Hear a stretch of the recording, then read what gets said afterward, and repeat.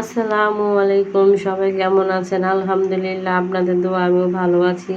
ডিম আর আলু সিদ্ধ করে নিলাম। যে তরকারি রান্না করছে হাতে বাবা বললো সেই মাছ খাবে না, তাই কি রান্না করবো ঝটপট করে, তাই আলু আর ডিম ছাড়া তো ঝটপট আর কোনো রান্না হবে না। এই জন্য ডিম আর আলু সিদ্ধ করে নিলাম এবং ছিলে পরিষ্কার করে নিলাম।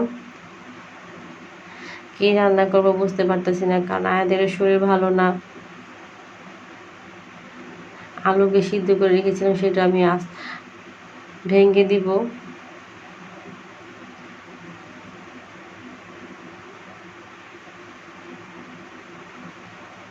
এইভাবে অনেকে আলু দিয়ে ভেঙে গরুর মাংস রান্না করে, আবার অনেকে সেটাকে ঘাটি তরকারি নামে পরিচিত, আলুর ঘাটি।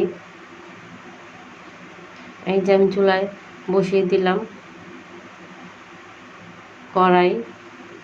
এখন আমি একটু জিরা দিয়ে দিব, কারণ আলু তরকারিটা জিরাটা যদি না দিই তাহলে গ্রানটা কিন্তু সুন্দর আসবে না। এই জন্য জিরাটা দিয়ে দিলাম এবং জিরাটা ভাজাও শেষ। এখন আমি পেঁয়াজ দিয়ে দিব। পেঁয়াজ কিন্তু ভাজা হয়ে আসছে আমার। এখন আমি দিয়ে দিব লবণ, যাতে তাড়াতাড়ি করে ভাজা হয়ে যায়। এই যে আমার কিন্তু পেঁয়াজ ভাজা হয়ে গেছে। এখন আমি একটু আদা দিয়ে দিব, কারণ আয়াতে কান্নাকাটি করতেছে, ঝটপট করে আমার রান্না করতে হবে। এই যে একটু পানিও দিয়ে দিলাম।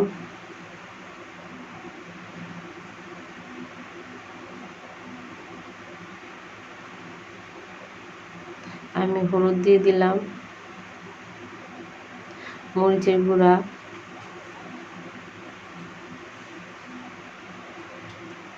গরম মশলা, এলাচি ফাঁকি। আমার মশলা কিন্তু কষানো হয়ে গেছে। এখন আমি আলু ছেড়ে দিলাম।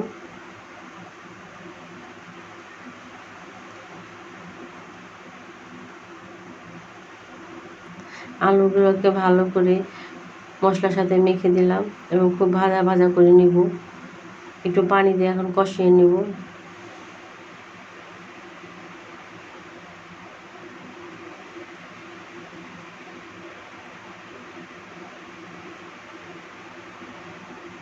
এই যে আমার মশলা দিয়ে কিন্তু ভালো করে কষানো হয়ে গেছে। একটু ভাজা ভাজা না করলে কিন্তু আলু থেকে ঘ্রাণটা বের হবে না।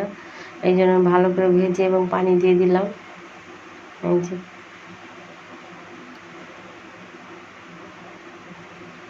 সুন্দর একটা কালারও আসছে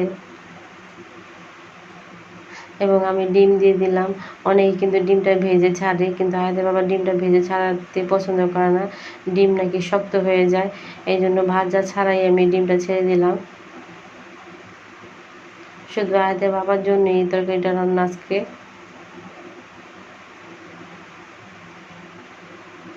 এই যে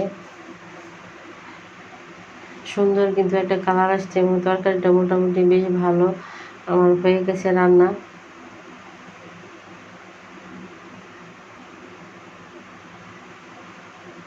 একটু পরে কিন্তু আরও ঘন হয়ে যাবে, কারণ আলু তরকারি কিন্তু একটু পরেই ঘন হয়ে যায়।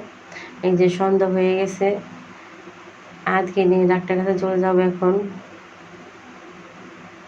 তাই বাসা থেকে বের হয়ে গেলাম।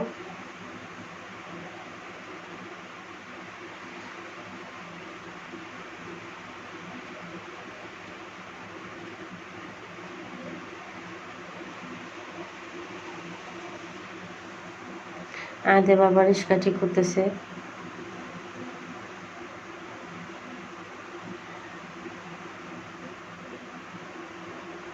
রিক্সায় বসে গেলাম ডাক্তার দেখাবো বলে। আর যাওয়ার পথে ভিডিও করতে করতে যেতেছি। রাতের দৃশ্য অবশ্যই ভালো লাগবে।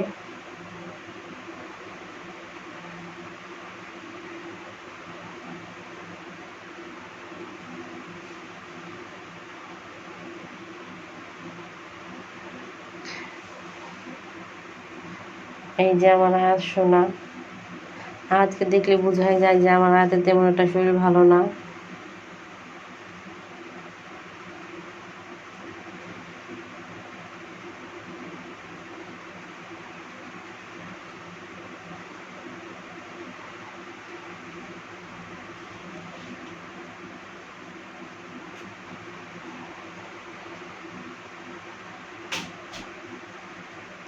আমাদের ডাক্তার দেখানো শেষ, এখন আমরা চলে আসতেছি বাসার দিকে।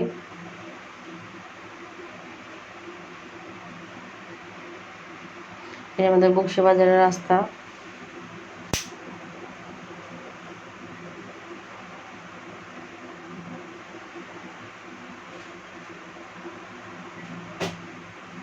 আদে বাবা বললো বাসা যখন যাবা তাহলে কিছু খেয়ে যাও। তাহলে ভাবলাম কি খাবো, তাই আদে বাবা সে আবার বক্সিবাজার থেকে রিক্সা নিয়েছে ইসলামবাগে। এখানে ভালো একটা বেলপুরির দোকান, আবার সেই রিক্সা উঠে গেলাম বেলপুরি খাওয়ার জন্য।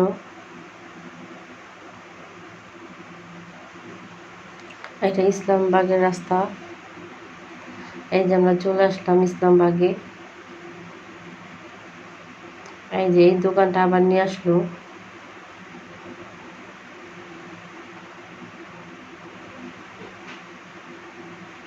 এখান থেকে প্রায় নাকি আদে বাবা আমার জন্য নিয়ে যায় ফুচকা বা বেলপুরি।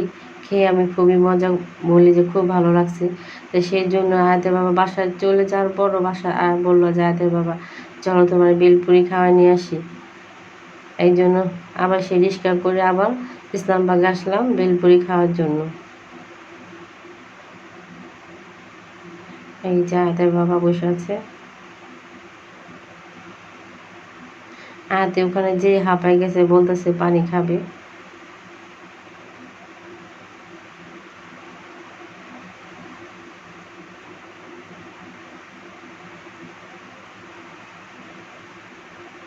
এই যে একটা ফুচকা একটা বেলপুরি নিয়েছি,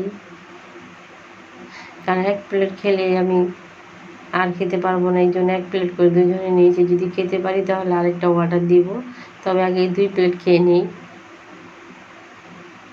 এই যে আমাদের খাওয়া শেষ, আর খেতে পারলাম না, 2 প্লেটে খেলাম।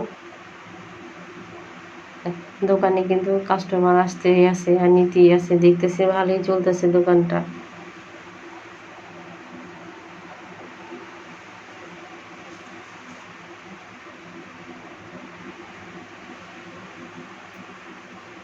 এই যে আমার সোনা হাতে হাতটা ফুচকা দিয়েছি, সেটা নিয়ে বসে আছে। সেই ফুচকাটাও খেতে যেতেছে না, তার খাওয়ার এত অরুচি চলে আসছে। এখন বাসায় চলে যাবো। এই যে বাসায় এসে বললাম গলির ভিতরে। সবাইকে আসসালামু আলাইকুম। আমার ভিডিও দেখার জন্য অনেক অনেক ধন্যবাদ। আর আমার ভিডিওটি প্লিজ সবাই দেখবেন, আমার পাশে থাকবেন। আল্লাহ হাফিজ।